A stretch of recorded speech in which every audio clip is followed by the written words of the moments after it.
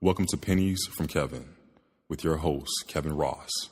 Progressive coaching for a better life.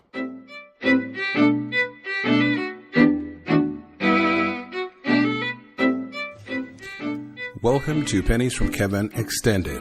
This is an extended version of the usual podcast, Pennies from Kevin.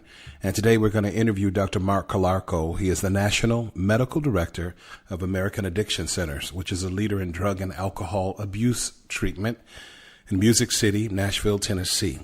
If you want more information on American Addiction Centers, you can go to their website after the podcast, americanaddictioncenters.org. If you want more information on Pennies from Kevin, you can go to penniesfromkevin.podbean.com. Enjoy. What exactly is addiction? Right. So I can give you a paraphrase. Happy to do it. However, many great minds have worked together to come up with a really accurate definition.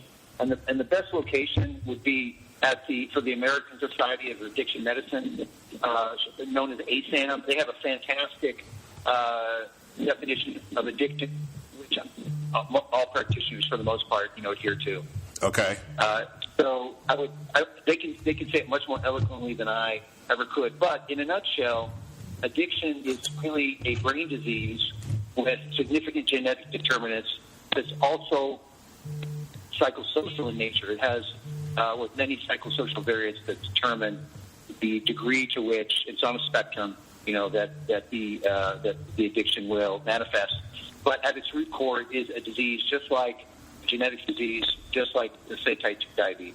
Okay, so then you pretty much it's not really something that just pops up. You're saying that it's basically already in somebody's in their biological makeup. It's already there. Yeah, yes, the genetic determinants. About 50% are the gene, and of course, environment, lifestyle, upbringing will all determine. Will sort of influence that genetic potential. I see. It's just like with type 2 diabetes, people inherit a predisposition, but depending upon their lifestyle, upbringing, a lot of other factors, that will determine whether or not it ever manifests, and if it does manifest, to what degree. It's very analogous. So then a child whose parent has addictive personality or is addicted to certain substances or things, there's a good chance that child may grow up to replicate that. That is correct. They have those genetic potential. It's really important, Kevin, that we do make this distinction and validate the importance. We can do genetic DNA testing now. We can look at brain. We can do functional MRIs of the brain. We can correlate all this. We have enough science now that we can corroborate what I just told you. But this destigmatizes addiction. Because for so long before we knew that it was a brain disease and a genetic brain disease, it was people would look down on people who had some kind of addiction. We call it substance use disorder now, but essentially it was a thing of willpower. You don't find God. Whatever the reasons were. But we don't really say those things to people who have uncontrolled diabetes, do we? Right. We say, well, it's a genetic. Lifestyle, environment does play a role, and those things are important. But at the same time, we don't stigmatize people for having diabetes as we do traditionally for addiction. And that's why it's important to really, and that's ASAM, define that very clearly as well, that at its core, it is a genetic brain disease. And then when people, I did some studying for addiction, but I want to make sure that I'm clear on this. When people stigmatize it, it actually makes it worse because then the person isolates. They can do a lot of things. Any stressor, any person gets a stressor, whether it's guilt, right? When you stigmatize people, you basically give them a guilt trip, right? Yeah. And so, that self-guilt, and they already have a lot of self-guilt loathing a lot of times because they feel, out of control. And sometimes they jeopardize their work, their relationship with family and friends, employees, colleagues, coworkers. They've done something, and depending on how far it's gone, but they sometimes will do activities that they'll if they're young, sometimes they'll steal things from the parents' home or money to feed their addiction. So at their core, most of these people have a lot of self-guilt. We don't need to give them any more. So that would oftentimes act as a trigger. But any kind of stressor tends to make people relapse. Okay, so I've watched the show Intervention quite a few times, and I don't know if it's probably not enough time to, really look at somebody's background in psychology, but I mean, they do kind of give the basics of how the person with the addiction has ended up where they are, and almost always it starts in childhood. Yes, that is very true, and the majority of people who have addiction also have a co-occurring disorder. Okay, so whether it's major depressive disorder, bipolar, personality disorder, and there's two reasons for that. Obviously, anything that's traumatic in childhood, whether it's physical, verbal, or otherwise, certainly, or a traumatic event, like PTSD-related things, to some kind of major event like 9/11. I mean, all those things are major traumatic events. At the same time, there's a significant genetic overlap between addiction and psychiatric disorders. They share a lot of the same gene sets. Mm-hmm. And so most of the people who have addiction also have a co-occurring disorder. It could be, like I said, depression. It could be bipolar. It could be personality. And, of course, a lot of times, since these things run in families, one or more of the parents have it, right, genetically. Right. And so there's a lot of dysfunctional family environments with the kids growing up that certainly, leads to a lot of the trauma that they experience. And that, in turn, obviously exacerbates the condition, later in life, but then later in life, once it's resolved and worked through. So then in that case, how do you treat it? I mean, if there is another factor that goes along with it, like depression or some other factor, do you treat both, or do you treat one or the other to sort of kill the chain reaction? Yeah, it's a good question. You really have to treat both together, and the reason is that although one can exacerbate the other, and vice versa, but the corollary is true. They kind of are synergistic. Mm-hmm. So if you don't address both, you're more likely to have a relapse. And also the medications that we use are different for both, typically.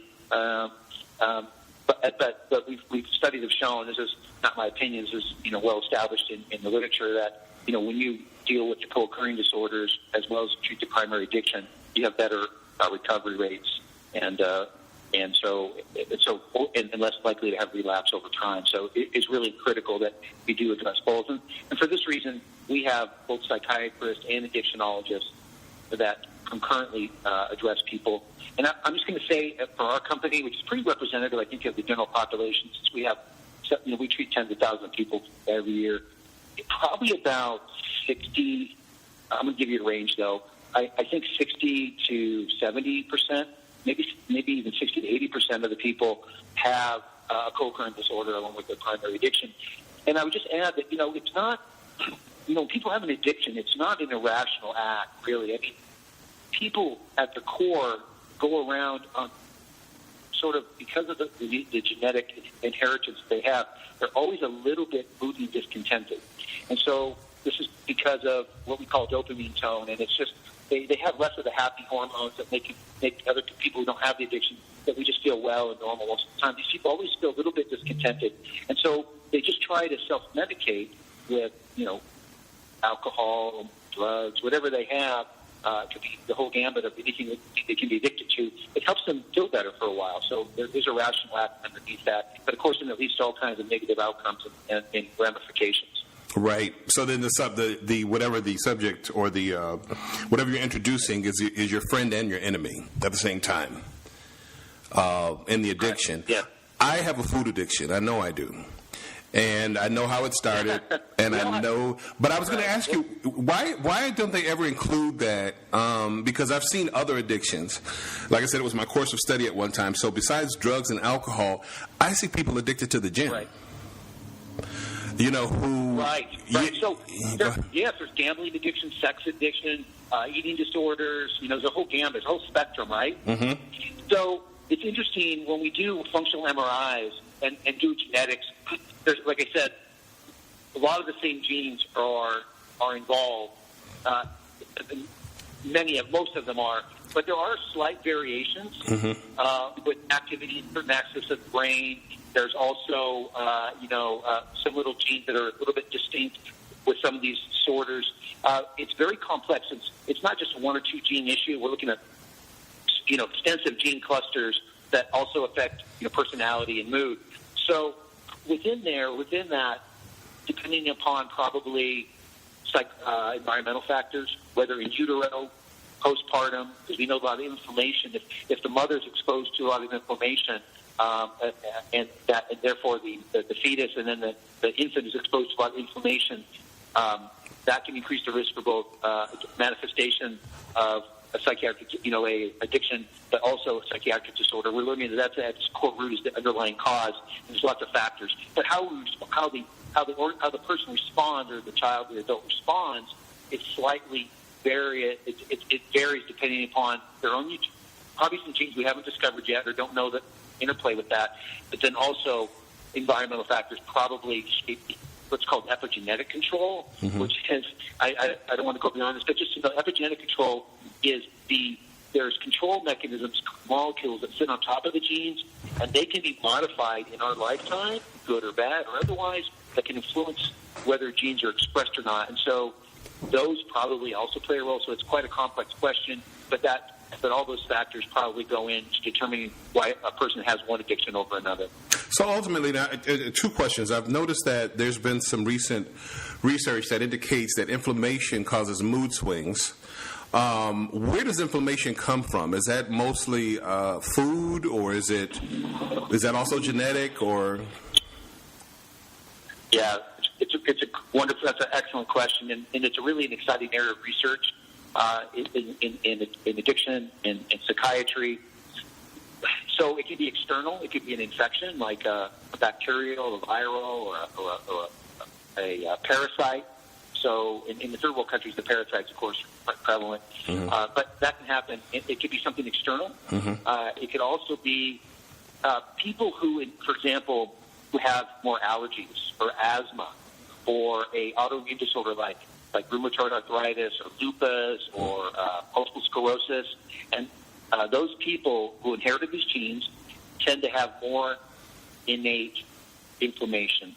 Okay, it's all part of a spectrum where, of course, allergies are on the low end of the spectrum, and rheumatoid arthritis and multiple sclerosis on the far end, but they're all part of the spectrum of autoimmune dysfunction that affects inflammation. Your gut microbiome also plays a role. I'm sure you've heard and read a lot about that lately. Here, all these 100 trillion bacteria that are in your gut determine 70% of our immune system, and essentially that's the immune system is responsible for inflammation. A great deal of it. Also, body fat is a significant. The more adipose tissue a person has, the more fat it produces hormones, including a lot of inflammation. There's environmental inflammation, like from pollution, right? And in all modern countries, it varies where you live, but most of us in the modern world and urban get significant pollutants and things of that sort. Electromagnetic radiation is also highly inflammatory. So there's environmental factors, genetic factors, and then obviously some lifestyle, what you eat, the kind of food you eat, also will determine whether or not you have inflammation. But there's a very strong genetic component to that. So, wow, then that indicates that a person with an addiction could actually be getting the resources to feed that addiction from everywhere. It's like, for example, if a person's depressed and they, like I told you about food addiction, if they eat the wrong foods, that can cause inflammation, which can kind of cause a chain reaction, which can cause depression, which can cause, so then with drugs, I also thought that with addiction that it's reaching back to the first time you felt a certain way. So if I'm in college and I have a drink and I have a great time that night, am I, as an addict, chasing that night later on down the line if I'm an unhappy person? Okay, so I think I understand your question. I'm going to respond, and if it's not, you just correct me, and I'll adjust it. But so, as I mentioned earlier, there's some people who are somewhere who have some genetic inheritance, maybe a little, maybe a lot, depends where they are on the spectrum. Depends on a lot of genetic factors. They may have a tendency towards an addiction. Let's say a food addiction. So when they eat the food, especially certain foods, like sugar, and all the fast food places like McDonald's and all these other places have done the science behind I think Oreos are pure crack, right? Right, they are. I mean, and some of that caramel corn. I mean, they've designed the fat, protein, and carb ratio just right, that it triggers all the right hormones in our brain and elsewhere. So there's a science behind that, but I digress. So let's say you eat a food that gives you a fond memory or makes you feel good. Basically what it's doing is, especially with people who have addiction, it's actually stimulating dopamine release in your brain, and that's due to genetic factors and then the food. So it makes you feel better, and therefore, it's a positive reinforcer. At the same time, that memory that you just mentioned about, thinking back, it goes into another part of your brain, the hippocampus, and when you think, so not only does that cause a reward, the reward when you take it, but also the memory of it, the anticipation it can trigger also a reward response. And so for a lot of people who have addictions, all kinds, it's the anticipation of shooting up, or the anticipation of the food, the anticipation of the drink, or whatever, that actually it's actually the most satisfying, the most addicting oftentimes, right? And then they obviously will continue with the act, but it's that and that is remembered in our memory as a part of that reward system. Yes, it's in the hippocampus, but probably other areas as well. But it is, yes, that memory, and the more we do it, then the more reinforced it gets. And that's why when we think back to that, we're more likely to maybe act on it. It's definitely there. That makes perfect sense. Did I answer the question correctly, Kevin? Absolutely. And I want to add to that. So that indicates that if, like you said, it's the anticipation, which is why you see like a drug addict get so excited when they get the drugs. And then they calm down after they shoot it up. You know what I mean? It's like they're very excited when they get it, and that there's that anticipation if you watch a real drug addict. Right. And then when they use it, they calm down. But you see that real high is in the anticipation of doing it. That's correct. That's right. When you said that, I thought about something else. So that would indicate that, for example, with a food addiction versus an alcohol addiction or a drug addiction, some people have addictions where they want to remember and others where they want to forget. So if I was molested as a kid... Yeah. I don't want to think about that. I might drink as an adult, but if I have fond memories of getting a piece of cake when I was good as a kid, then I want to remember that feeling. So addiction, it could be either way. People have different responses to their underlying addiction, right? Depends on all those factors you just talked about. It's quite layered and complex, isn't it? Because humans are layered and complex. Mm-hmm. Can people be addicted to success? There may be some aspects that, like when we say success as a general term, if you operationalize it, define it, there may be some aspect. Mm-hmm. If you were to break it down and really look deep down, they have something that you might be that might be an addiction. We don't have, to my knowledge, and I'm pretty sure there's not a APA, American Psychiatric Association, disease process that's addiction to success that's defined. Mm-hmm. Well, I know that I'm an entrepreneur. They don't have some aspect of it, right? Right. I'm an entrepreneur, and I know that I'm addicted to being an entrepreneur. I know that. And all my friends who are entrepreneurs, there's an addiction that goes along with that. We never stop working. Well, that's a positive. Yeah, but, it's okay to have positive reinforcement for good behavior and activities. Look, an addiction really is defined. We use the term loosely, of course, and for lots of different contexts, and there's nothing wrong with that. But from a strict definition, there's usually 11 criteria that we use, and there has to be a lot. So to be a true addiction, regardless of what it is, it has to have a lot of negative consequences associated with it, okay? Now, that's not to say striving for entrepreneurial success can't have some negative consequences, but you'd have to go through and look at the criteria that they've established to see how many of those that, you would really, do you get a withdrawal from it? Does it cause you to have a problem interacting with your friends, colleagues? Are you missing work? Do you do it if it continues to cause harm? I mean, there's lots of different levels. And if you went through all those criteria and you met some of them, well, then possibly, I suppose. But, positive and negative behavior do get rewarded in certain ways, right? But remember, there always has to be some kind of self and other harm, usually significant negative consequences when we define true addiction. So, you're just highly motivated. I ask you about the possibility of an addiction with success because, for example, the gym. I go to the gym, and there are certain people, I don't care what time I go. I could go during the day, I could go first thing in the morning, I could go in the afternoon. There are certain people who are always there. Mm-hmm. And some of them are older, and they get to the point where they're no longer developing muscles. They have flat muscles, so they start to look, weird. They start to look sort of atrophied. And I'm thinking to myself, what is your goal? I mean, at a certain point, I mean, do you have, and this is why I say that some good addictions could probably be negative in connotation, because if I'm only working out constantly, do I have a job? Right. Do I have relationships? Am I taking vacations? Yeah. Am I doing anything in other areas of my life? And perhaps that's what maybe there should be more studies on other types of addictions, because there is always generally a focus on alcohol and drugs, but there could be negative connotations to those other addictions. Absolutely. This is not the major topic. I do want to throw this out here. I do have an expertise in hormone as a hormone specialist. And what I think I mentioned to Naz just offline with if you weren't on, but, a lot of people who are bodybuilders, even if they're not professional, a lot of them have co-occurring disorders, like bipolar and other things, and they use that training to help make them feel better, and it's kind of a self-medication, but they have an underlying disorder. And that basically feeds that kind of behavior, right? Oh, okay. That makes sense. So they self-medicate another way. So it's just like the person who... We have people go into a body... Go ahead. Right, Kevin. There's other people who tone excessively because, man, traditionally with more wind, we have men now, too, of course, that have, body dysmorphic disorders, right? Yeah. Anorexia would be considered a severe aspect of that, but there's other body dysmorphic disorders and things that people go in, and even though they look good to the rest of us, or they look fine or normal, to them they don't look, in their own self-image, when they look in the mirror, they see something else. And so those things could lead to addiction, like obsessive compulsive behavior, right? Like people who go to the gym all day and night and you wonder what the hell they do for a living, you're right.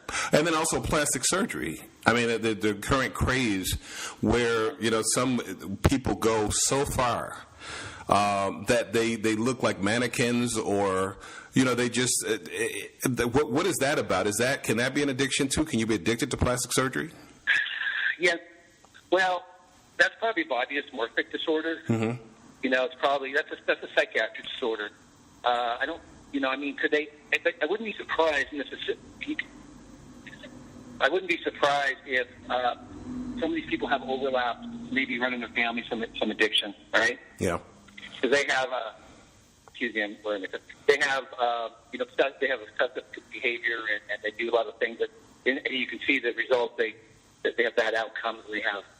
But anyway, yeah, so they may have, you don't always know, but they may have a co-occurring, some kind of psychiatric disorder. And, of course, remember, there's about a 60 to 80% overlap between psychiatric disorders and addiction, right? They share a lot of the same gene sets. Mm-hmm. So, yeah, and then maybe we need more research to really kind of vet that out. Mm-hmm. So, in essence, what you're basically saying is that if your parents are alcoholic, for example, and you're a kid, there's a good chance that you may have some sort of addiction, but it could manifest itself in another form.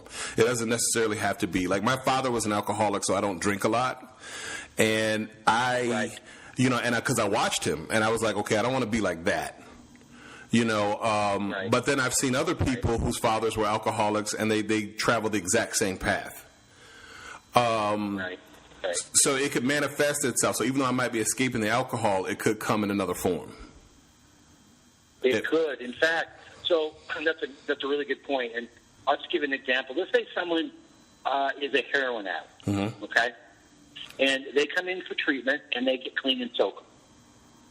And they go back, they leave the facility, and they go back out in the world, and hopefully they're getting outpatient and, all kinds of counseling on a regular basis. But let's say that all of a sudden they start, if they start smoking, smoking cigarettes, maybe marijuana, maybe drinking alcohol. They aren't doing heroin, but they're doing other drugs like that. That will be gateway drugs for them to return to the heroin.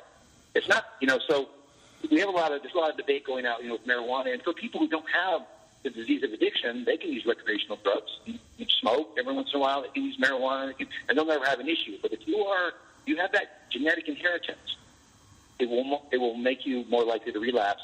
even if you use something that was not your drug of choice. Wow. They all activate that reward system. Yeah. Yeah. That's right. So that's why, it's not all black and white in this world, right? There's points that have to be made. So if they were heroin addicts and they go back and they start smoking a lot, which most of them do because it's legal, or drink, or, smoke a little weed or something, they're more likely to relapse onto their drug of choice again down the road. So, very, very interesting. You should say that, because I have all activate that reward system. Yeah. And make them more likely to relapse. Because what happens is that people who have the disease, the genetic disorder, brain disease of addiction, they go around with a less happy hormone, dopamine. They have a lower dopamine tone, we call it. So they have a lower level than people who don't have it. So they're always a little bit less happy, a little less discontented. When they take a drug of any sort that activates the reward center, it puts them up really high, gives them a real high spike. And so so where they were at baseline to where they spike is a lot higher than it would be for someone who doesn't have that genetic disorder. So they get much more of a high. But of course, the sad part is that after that high goes away, their dopamine levels go back down below baseline, below where they were last time, and that's why they chase the dragon's tail. Right. For the next fix. Yeah. Aren't creatives very labile? Aren't creatives more apt to have addiction issues and psychological and mental issues? Creative people. Aren't creative people more inclined to have addictive? And that leads me to my next question about the entertainment industry. But I know a lot of people who are creatives, and I see the mental illness, and the addictions and the other things that they may hide pretty well. But I always thought that creatives. I'm also a creative. I always thought that creatives are slightly different than the rest of the population. And they do require much more to feed that urge or that their interest. So that's why sometimes go ahead. I've treated I have lots of clients present and past who are like entertainment industry, music, or they're actors, actresses, famous artists, lots of different things. So I have a pretty good. I've done several hundred probably in my 27 years, so quite a few. And I would say that in my experience, that is true. It's interesting, the brain processes, people who have have creativity, they maybe they're closer on the cusp of that spectrum of having a little bit of that, ability to fall over into the addiction side. Maybe it's the flip side of the coin. I will say this though. So I would say that in my experiences in 27 years, I would validate what you just said. The hopeful point, though, is that when people who are really successful, if we can laser focus on the positive, even if they have an addiction, inherited some of that brain disease, they can really succeed way above and beyond mere mortals like maybe myself that don't have that. When they're focused on their addiction, however, they're really laser focused on it as well. So that's the flip side, that's the corollary. But if they really can, through good recovery, treatment, and support, and become sober, boy, those people can really come up with wonderfully creative and successful endeavors and things that influence the world in a positive way. But yes, they are at risk in general, I would say. Are you saying that creatives have to be of service in order to be more mentally stable instead of, in other words, instead of more focusing on themselves? That when they, for example, when they do philanthropic work, that they're more likely to be mentally healthy? I think, when we're talking about people, let's say people who are high profile, they're humans and they have the same genetic, they have the same genetic issues that everyone else has. And they respond, biochemically, most of the way. But they have a lot of enabling things. So they tend to have more resources, right, financial and otherwise. They also have people that want to be a part of their posse or their world and sometimes won't always criticize them because, they are successful. And they can look to that and they respect them. So sometimes they don't speak out, which can be a problem, though, right? Because they can lead down that slippery slope. And, there's many sad tales of, we all know them, of all these wonderful creative people who end up overdosing. But if they can't, so they need to go through treatment and processes just like everyone else, maybe in a certain environment that is specializes in these kind of, so they have it set up in a way not to enable them, but also to understand that they have some unique challenges to get back out in the world, and just like people who are first providers, who are military and police and fire, when they have addictions, they do better in a specialized group as well.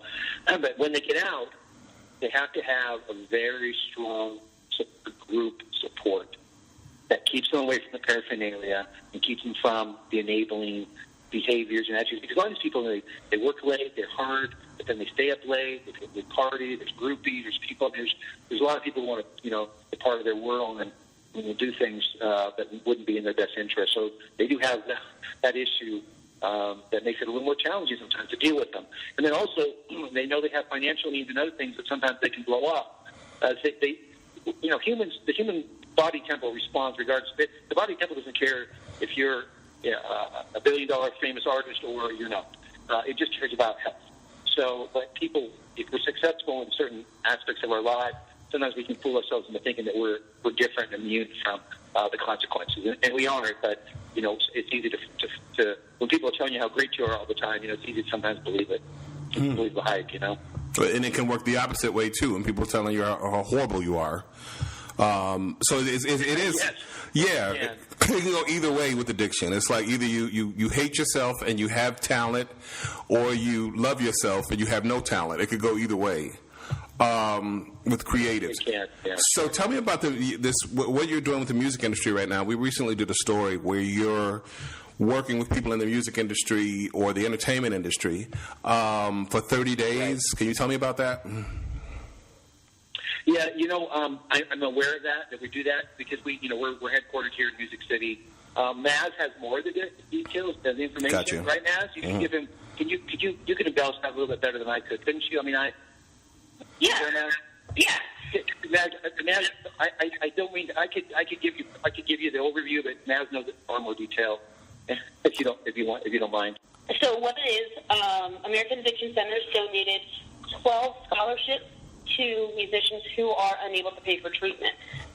Each of these musicians will receive 30 days of treatment for free at one of our facilities, and it's just our way of giving back to the music industry. Like Dr. Calarco said, we're headquartered here in Music City.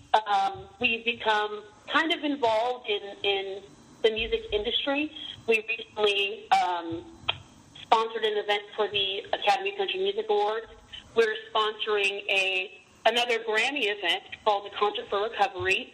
That's going to take place on May 10th. So we figure since we're getting more into this particular field, we should probably get that because with the amount of overdoses of prominent musicians that we're seeing, it's evident that help is needed. So we're just doing our part to help out. What is a common denominator with industry people when it comes to getting them into treatment, when they really need it, but they're resistant? Privacy. Oh, okay. Right.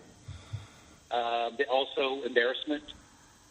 Right. Right. Not measuring up. We still sometimes, the thing about people who are high profile, and let's say musicians or other successful entertainers, they have a persona and an image that is really important for their marketing.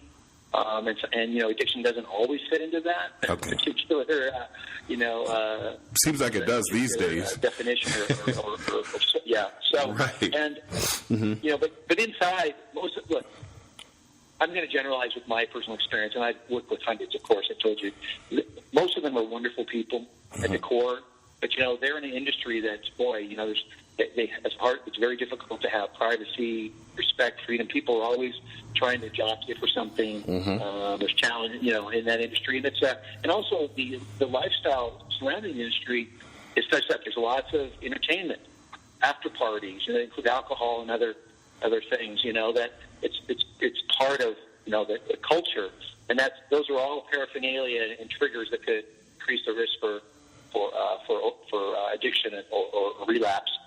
The other thing is, so those are, I think, in my experience, those are two of the main ones.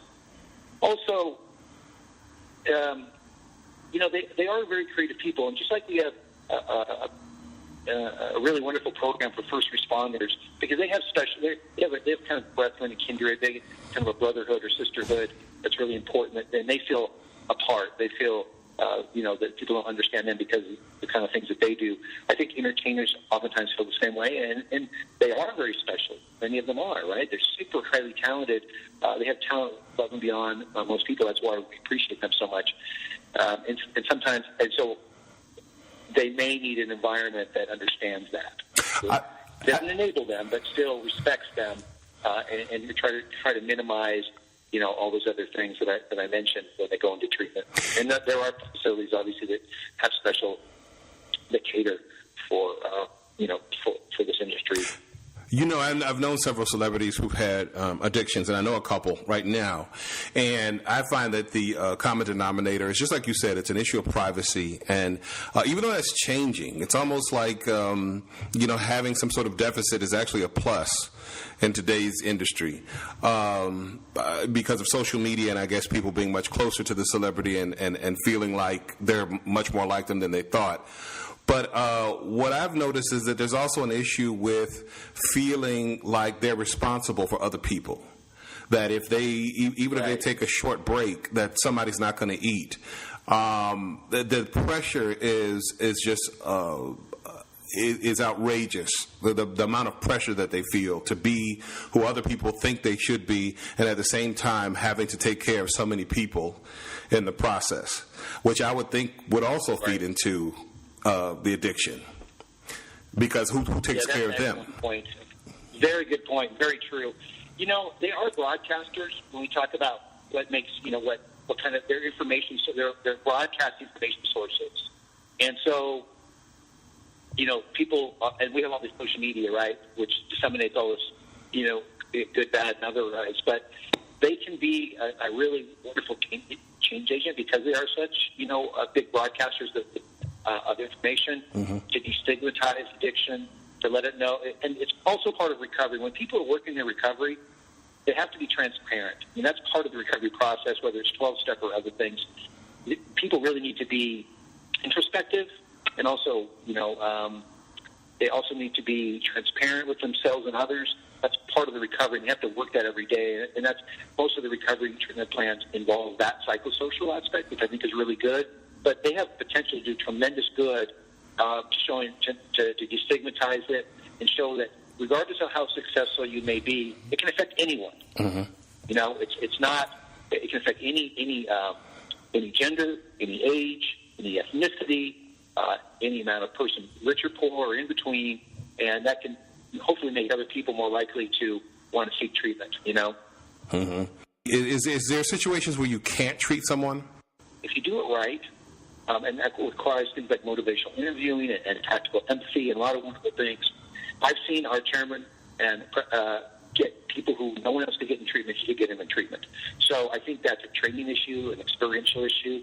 But that being said, humans do have self-determination, right? They have their own souls. I mean, people sometimes just, they aren't ready. They're in a pre-contemplative stage, we call it, where they just aren't ready to seek treatment. They have, and that's an important part of the process. They have to move from that to a contemplative state, which means that they actually are thinking about it, and then they have to have action after that. So you can't force people doing it. I mean, certain courts can sometimes make people go, but they don't have a really good response rate, initially.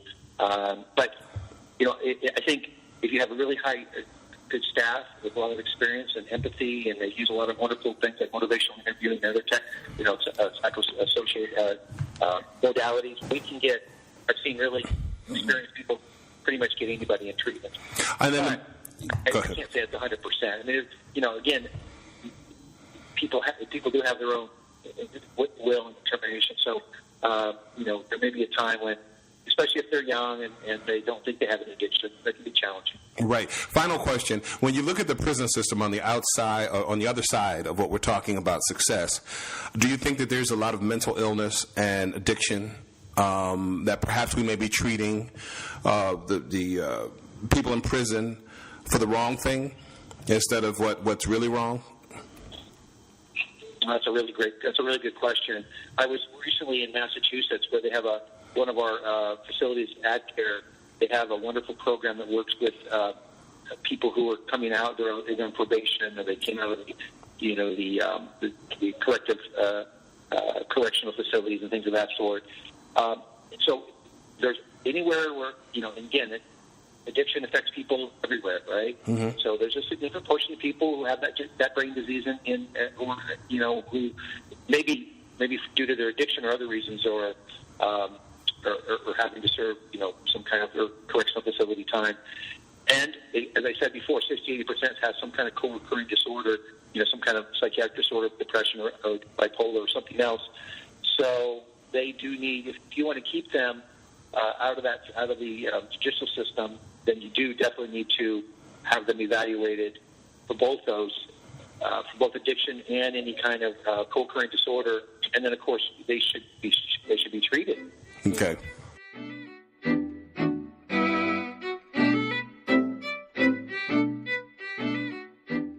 Progressive coaching for a better life. This is Pennies from Kevin. Please follow us on Instagram at Pennies from Kevin or on Twitter at Pennies from Kev. Also, please feel free to share this podcast.